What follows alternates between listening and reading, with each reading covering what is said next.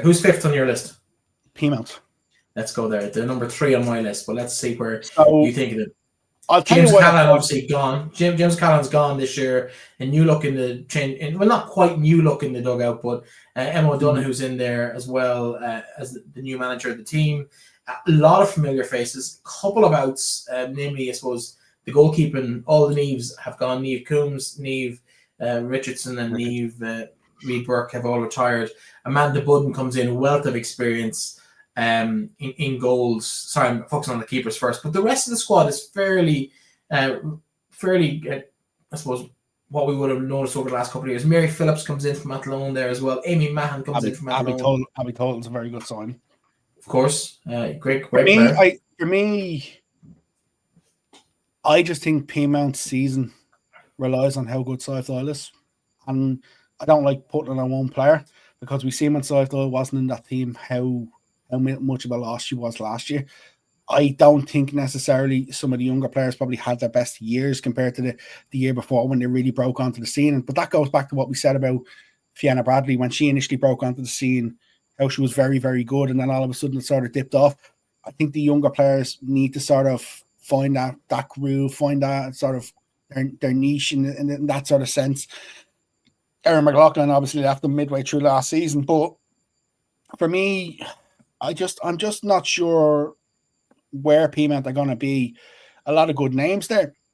But then you look at players like Dora Gorman, Lucy McCartan, haven't played football quite very much in quite a long time. I think Ashlyn Splan's not a bad footballer. There's some really good footballers. But the problem with Peamount last year, and I think this could be the case, it's a lot of youngsters where they only necessarily use the regular, say, 9-10 players and then the same 3-4 subs.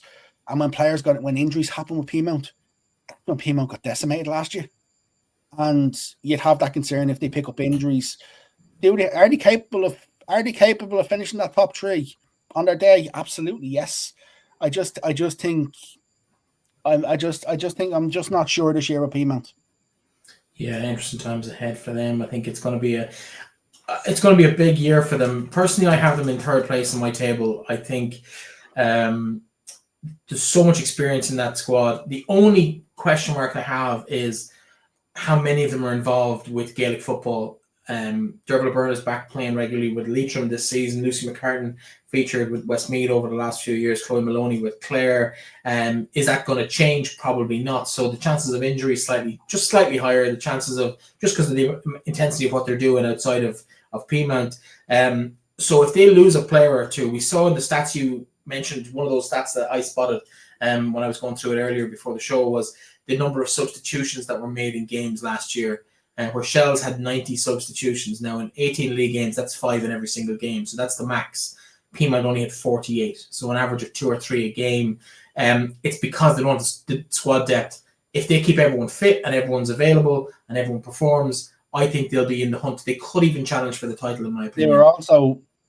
They were also second on the most points won from behind last year. So which means they finished games very well. They didn't start the games very well. And I think this year they're going to have to start games very well. They're going to have to sort of be in that sort of frame. Like I just think like Peamount could be. I hate to say it, but Peamount could be anything this year. Like, are they going to have to play Chloe Maloney? Not Chloe Maloney. Are they going to have to play Karen Duggan at centre back? Take her out in midfield.